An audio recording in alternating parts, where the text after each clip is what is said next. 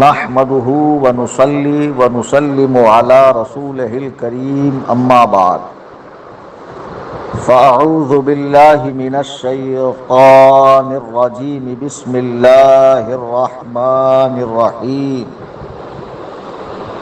وفوق كل ذي علم عليم صدق الله العظيم۔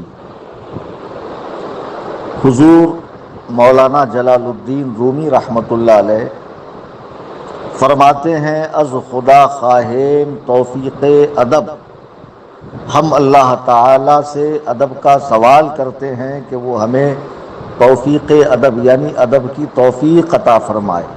کیونکہ بے ادب محروم از فضل رب، جو بے ادب ہوتا ہے وہ اللہ کے فضل سے، اس کی رحمت سے محروم ہوتا ہے۔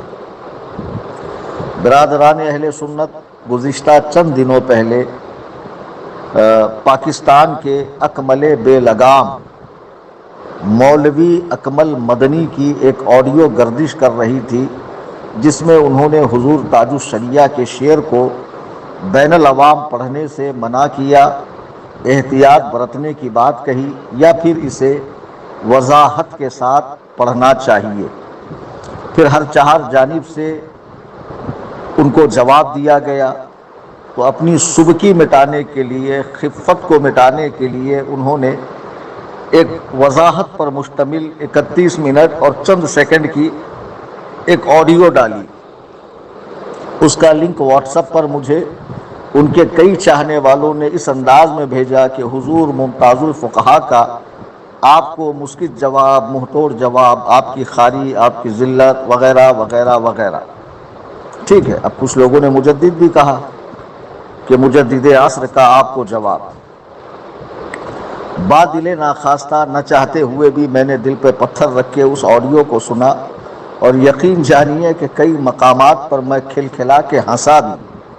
اور جس وقت میں یہ آڈیو سن رہا تھا اس وقت میرے پاس ہمارے جامعہ فیض الرسول ساکی ناکا ممبئی کے چند طلبہ بیٹھے ہوئے تھے، اور وہ بھی بہت ہنسنے لگے کہ جو شخص اپنی آڈیو میں یہ کہہ رہا ہو کہ میں 20 سال سے ٹی وی کے ذریعے تبلیغ دین کر رہا ہوں، اور میرا اتنا بڑا حلقہ ہے، اور میرے سننے والے اتنے ہیں، اور میرے مخالفین میرے ذریعے ویوز بٹور رہے ہیں، اور لائک شیئر میرے ذریعے ان کو مل رہی ہے، وغیرہ وغیرہ۔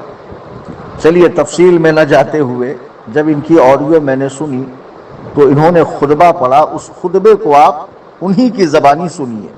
الحمدللہ رب العالمین والصلاة والسلام علی سید الانبیاء والمرسلین علی سید الانبیاء والمرسلین علی سید الانبیاء والمرسلین۔ سماعت کیا آپ نے؟ یہ صاحب خطبے میں کیا پڑھ رہے ہیں؟ علی سید الانبیاء والمرسلین۔ اب ان سے پوچھئے کہ جو 20 سال سے ٹی وی پر بیٹھ کر تبلیغ دین کر رہا ہو، اور جس کے بقول خود لاکھوں شاگرد ہو، اور جو بہت بڑا مفتی ہو، اسے اتنا بھی نہیں پتا کہ اعلیٰ کیا ہے اور اس کا مدخول کیا ہوگا۔ اعلیٰ سید الانبیاء، اگر یہ صحیح ہے تو ثابت کر دیں، اور مجھ فقیر کلیم حنفی رضوی سے 50 لاکھ ہندوستانی روپے بطور انعام کے لے کر جائیں۔ اب جس شخص کو خطبہ پڑھنا نہ آتا ہو، جسے عربی پڑھنے کی تمیز نہ ہو کہ اعلیٰ جو ہے وہ حرف جار ہے، تو اس کا مدخول بھی مجرور ہوگا۔ اگر حرف ندا ہوتا جیسے یا، تب یا سید الانبیاء آتا، یا سید الانبیاء آتا، لیکن یہاں حرف جار ہے اعلیٰ، تو اس کا مدخول بھی کیا ہوگا؟ مجرور ہوگا۔ تو پہلے انہیں عربی اور اردو میں حروف کی قسمیں بتائی جائے، عطف کیا ہے، شرط، ندا، تعسف، تشبیہ، اضافت، استفہام، تحسین، علت، بیان، جار، اور کب کہاں کیا پڑھا جائے گا۔ سید الانبیاء، سید الانبیاء، سید الانبیاء کب کیسے پڑھا جائے گا؟ تو اعلیٰ جو ہے وہ حرف جار ہے، تو اس کا مدخول بھی مجرور ہی ہوگا، یعنی اعلیٰ سید الانبیاء۔ اعلی سید الانبیاء ہوگا سید الانبیاء نے. تو بابو ابھی تو تمہیں پڑھنا بھی نہیں آتا اور تم نے اس ذات کو پورے آڈیو میں اتنے ہلکے لفظوں سے یاد کیا. اختر رضا خان صاحب، اللہ کی قسم یہ آڈیو سنتے وقت میرا کلیجہ چھلنی ہو گیا. یہ بات اس کے منہ سے جب بار بار نکل رہی تھی، اختر رضا خان صاحب، ہم سے کہا جاتا ہے پرائیویٹ میں بات کرو، فون پہ رابطہ کر لو، تو پہلے اپنے مفتی کو روکو نہ کہ سوشل میڈیا پہ آ کے اس قسم کی بکواس نہ کرے. وہ تو سوشل میڈیا پر آ کر کہے اور ہم کمرے میں بیٹھ کر اس کو واٹس ایپ پر میسج کریں. نہیں، اس نے اتنے بڑے عالم دین جو علوم اعلیٰ حضرت کے وارث ہیں، جو دنیا کی سب سے بڑی یونیورسٹی سے اعزازی نمبروں سے فارغ ہیں اور جن کو کعبۃ اللہ میں مہمانی کا شرف حاصل ہوا، علماء شام اور دنیا بھر کے مصر کے علماء جن کی دست بوسی کرتے ہیں، قدم بوسی کرتے ہیں، جن سے خلافت و اجازت حاصل کرتے ہیں، ان کو حضور، حضرت، سرکار، آقا، مولا یا حضرت علامہ، مولانا، مفتی تو کہتا کم سے کم. آپ پوری آڈیو سن لیجئے. اس بے ادب نے پوری آڈیو کے اندر صرف اختر رضا خان صاحب، اختر رضا خان صاحب، اخیر میں علیہ الرحمہ کہا، لیکن نہ پہلے حضرت، نہ حضور، نہ سرکار، نہ تاج الشریعہ جو ان کا مشہور لقب ہے. آپ کے وصال پر ہندوستان میں دارالعلوم دیوبند میں قرآن خوانی کا اہتمام ہوا اور وہاں کے ماہنامے وغیرہ کے اندر جب آپ کی وفات کی خبر چھپی تو پورے القاب و آداب کے ساتھ اور اسی مشہور زمانہ لقب تاج الشریعہ کے ساتھ خبر چھپی. کتنے بڑے بے ادب ہو تم کہ تمہیں ایک عالم ربانی کا نام لینا نہیں آتا. تم ہو کیا؟ قرآن کریم میں اللہ ارشاد فرماتا ہے وہ فوق کل ذی علم علیم، اور ہر علم والے سے اوپر ایک علم والا ہے. اور تاج الشریعہ وہ علم والے ہیں کہ جن کی تحقیقات کا مجموعہ 10 جلدوں کی شکل میں فتاوی تاج الشریعہ چھپ کر منظر عام پر آ چکا ہے، جو مفتیان کرام اپنی لائبریری میں سجاتے ہیں، اس سے استفادہ کرتے ہیں، اس سے فتویٰ دیتے ہیں، اور ہر علم والا اس سے فائدہ اٹھاتا ہے. حضور تاج الشریعہ کی وہ ذات ہے کہ زمانے کے بڑے بڑے علماء جن سے ادق مسائل میں رجوع کرتے، لا ینحل مسائل کا حل ان سے کرواتے. ایسی ذات کو اس ہلکے انداز میں یاد کرنا یہ ٹھیک ہے؟ اور تمہیں تو عربی پڑھنی نہیں آتی ہے. آج جو لوگ اسے ممتاز الفقہا اور نہ جانے کیا مجدد اعظم اور پتہ نہیں کیا کیا کہہ رہے ہیں، ان کے تمام چیلوں کو میں کہتا ہوں کہ میری یہ آڈیو اکمل کو بھیجو اور وہ ترکیب کے لحاظ سے اسے صحیح ثابت کر کے بتا دے کہ جو خطبہ اس نے پڑھا ہے وہ صحیح ہے. جس نے خطبے میں ہی ٹھوکر کھائی ہو، پھر آگے چل کر یہ صاحب کہتے ہیں کہ مجھ پہ اتنا سخت حکم لگایا گیا، ذرا سوچتے، مجھ سے رابطہ کرتے. حکم تو آپ پر کچھ نہیں لگا، کم سے کم میں نے تو کچھ نہیں لگایا، نہ کفر کا، نہ گمراہیت کا، نہ ضال و مضل ہونے کا.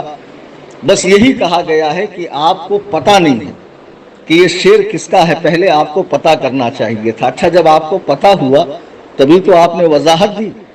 یعنی آپ اپنی وضاحت میں یہ بھی کہہ رہے ہیں کہ اب مجھے پتہ چل گیا اور میں کہتا ہوں کہ پڑھنا چاہیے. تو پہلے پتہ کر کے کیوں نہیں بولا؟ اور جب تمہیں پتہ چل گیا اور تمہیں احساس ہو گیا کہ یہ کون سی ذات کا کہا ہوا شعر ہے، تبھی تو تمہیں رجوع کرنا پڑا اور وضاحت دینی پڑی. خیر، دوران وضاحت یہ کہہ رہے ہیں کہ ایسی احتیاطیں تو امام اہل سنت نے بھی برتی. آپ اپنے منہ سے اعلیٰ حضرت کا نام نہ ہی نکالو تو بہتر ہے. تعلیمات رضا کی بات آپ کرتے ہیں، 20 سالہ جو آپ کی خدمات ہے بقول آپ، تو اس 20 سالہ خدمات میں آپ نے کبھی کھل کر دیاونا کا، وہابیہ کا نام لے کر رد کیا ہے؟ ذرا ان کے مریدین ایک آڈیو پیش کر دیں. اور کہتے ہیں کہ اعلیٰ حضرت نے 30 سال تک انتظار کیا. آپ کا مطالعہ بہت کچا ہے، ابھی آپ طفلے چونچوں ہیں اس میدان کے اندر.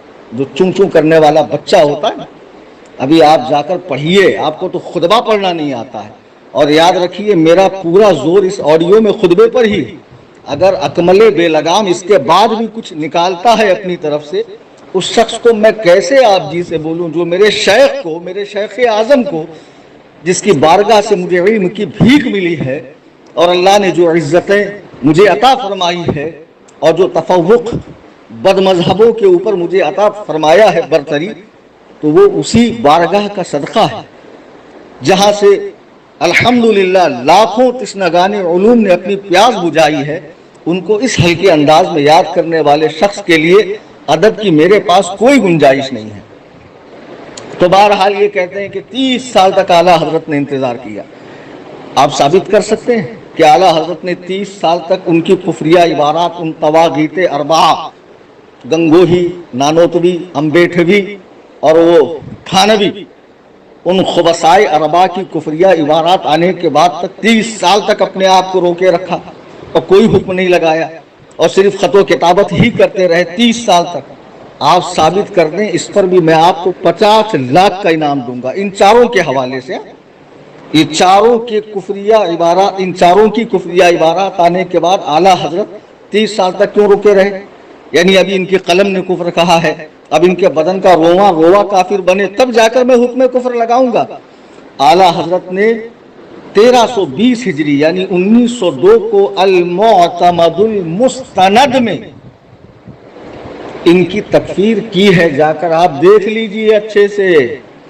اس کے بعد امام اہل سنت نے دیکھا مسئلہ تو ایسا ہے کہ قیامت تک کا ہے اور تمام لاکھوں کروڑوں مسلمانوں کے عقیدے کی حفاظت کا ہے، تب اعلیٰ حضرت نے 1324 یعنی 1906 کو حرمین شریفین کے علماء کے سامنے استفتاء کیا، اور جب انہوں نے فتویٰ عطا فرمایا تو اس کتاب کا نام رکھا گیا حسام الحرمین علی منحر الکفر والمین، یعنی مکے اور مدینے کی تلوار منکرین کے گردن پر، ان کے گلے پر۔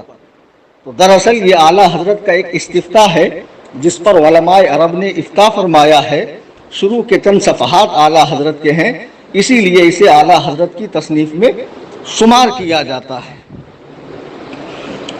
آپ کو یہ بھی نہیں پتا کہ اعلیٰ حضرت نے کتنی دیر، کب تک ان سے خط و کتابت کی اور کب ان پر پہلا حکم بیان فرمایا، علماء حرمین نے ان پر کب حکم بیان فرمایا، اس کے بعد بر صغیر کے 268 علماء نے کیا حکم بیان فرمایا۔ پھر جب ان خبثاء نے المحند علی المفند لکھی تو اس کے رد میں سرکار شیر سنت نے کون سی کتاب لکھی؟ اس رد کے باب کو ٹھیک سے پڑھیے، تحقیق کیجئے، اور پہلے تو آپ اپنی عربی صحیح کریں۔ وہ تاج الشریعہ کہ جب عربی میں کلام کرتے تو ایسا لگتا کہ جیسے لب اقدس سے پھول جھڑ رہے ہوں، موتی بکھر رہے ہوں، اتنے فصیح انداز میں، بلیغ انداز میں کہ اہل عرب خود ہی انگشت بدندہ رہ جاتے کہ اتنی فصیح عربی، عجمی ہو کر اتنی فصیح عربی۔ اور جس شخص کو خطبہ پڑھنا نہیں آتا ہے وہ سرکار تاج الشریعہ رضی اللہ تعالیٰ کو یوں کہہ رہا ہے، اختر رضا خان صاحب، اختر رضا خان صاحب، یعنی ان کے کلاس میٹ ہے، ساتھ میں کھیلے ہوں گے، ہے نا، ساتھ میں کھیلے ہوں گے، گھومے پھرے ہوں گے، سبق پڑھا ہوگا ساتھ میں۔ بڑوں کا ادب کرو، سمجھے، بڑوں کا ادب کرو۔ بڑوں کا ادب کیا ہوتا ہے؟ سرکار تاج الشریعہ عمر میں آپ سے بہت زیادہ ہیں، علم میں آپ سے بہت زیادہ ہیں، تقوی طہارت میں آپ سے بہت زیادہ ہے، خاندانی شرافت میں آپ سے بہت زیادہ ہے، عزت و وجاہت میں، وقار میں، عوام کے دلوں میں اللہ نے جو ان کی محبت عطا فرمائی ہے کہ جن کے جنازے میں کروڑوں افراد شریک ہوئے، اور جہاں 40 مسلمان ہوں وہاں اللہ کا ایک ولی ہوتا ہے، یہ مفہوم ہے۔ تو وہاں کتنے اولیاء نے شرکت کی ان کے جنازے میں، وہ شہرت آپ کے مقدر میں تو نہیں ہے۔ پھر کیسے آپ کی جرت ہوئی، مجال ہوئی کہ آپ نے ہمارے شیخ کو یوں ہلکے انداز میں اختر رضا خان، اس بے ادب گستاخ کی وضاحت نامنظور ہے، نامنظور ہے۔ جسے اتنا ہی نہیں پتا ہو کہ یہ اشعار کس کے ہوں، ہمیشہ نعت خانوں سے دشمنی، نعتیہ اشعار سے دشمنی، مزارات اولیاء کی حاضری پر بکواس کرنا، اور وہاں پر با ادب حاضری اور ان کے توسل اور استغاثہ پر چمگوئیاں کرنا، اس طرح کی باتیں کرنا۔ یہ شخص ایک عالم ربانی، دقاق عالم ربانی، وارث علوم اعلیٰ حضرت نائب امام اعظم، نائب رسول اعظم صلی اللہ علیہ وسلم، غوث الوقت سیدی سرکار الحاج الشاہ حافظ و قاری مفتی اختر رضا خان قادری دامت برکات رضی اللہ تبارک و تعالیٰ عنہ کو یوں ہلکی انداز میں یاد کر رہا ہے۔ بہت دل دکھا میرا، بہت دل دکھا، اور افسوس لوگ اس کی آڈیو شیئر کر کے اس کے لیے تو القاب و آداب دے رہے ہیں اور ہمیں کہہ رہے ہیں جواب سنو. جواب تو ہم نے سن لیا کہ آپ کے اس پیر مغاں کو، اکمل بے لگام کو عربی تک پڑھنی نہیں آتی ہے، کہ ہمارے مدرسے کے شروعاتی بچے عالم کورس کے اس کا خطبہ سن کے ہنس رہے ہیں. تو آپ سوچئے جس کے خطبے کا یہ عالم ہو، جس کا آغاز ایسا ہو، اس کا انجام کیا ہوگا. میں پھر کہوں گا اگر بدتمیزی سے میری بات کا جواب دیا گیا تو یاد رکھنا یہاں سے جوابی کارروائی کے لیے میں بالکل تیار بیٹھا ہوں. اور آپ نے جو خطبہ پڑھا ہے اس کو ترکیبات کے لحاظ سے صحیح ثابت کر کے آپ بتائیں، ورنہ عوام سمجھ گئی کہ جس شخص کو خطبہ پڑھنا نہ آتا ہو وہ حضور تاج الشریعہ جیسے کوہ ہمالہ کی گستاخی کرے تو اس کی کوئی حیثیت نہیں ہے. اس بلند و بالا مینارے کو دیکھنے کے لیے لوگوں کی کلاہیں گر جاتی ہے، ٹوپیاں گر جاتی ہے، آپ کی کیا حیثیت ہے؟ آپ ان کے شاگرد در شاگرد بننے کے بھی لائق نہیں ہے. اللہ تعالی ہم سبوں کو اپنے بڑوں کا ادب کرنے کی توفیق عطا فرمائے، اور جو علماء دین و سنیت کی خدمت کرتے ہوئے دنیا سے رخصت ہو چکے ہیں اللہ تعالیٰ ان کے نقش قدم پر رہنے کی توفیق عطا فرمائے. شاید کہ اتر جائے تیرے دل میں میری بات، انداز بیاں گرچہ بہت شوق نہیں. فقیر محمد کلیم حنفی رضوی، قصر ابو حنیفہ، کرلا، مغرب، ممبئی. خدا حافظ، فی امان اللہ. السلام علیکم.